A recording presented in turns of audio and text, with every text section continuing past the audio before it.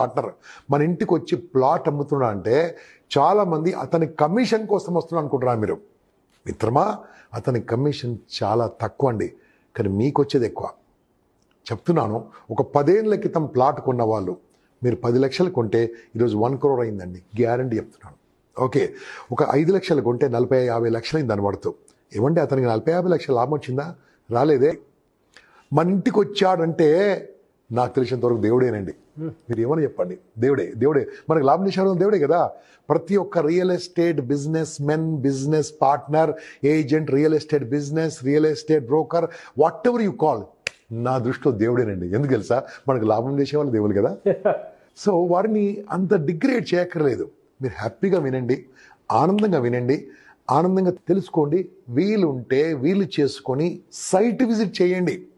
respected customers, respected prospects, respect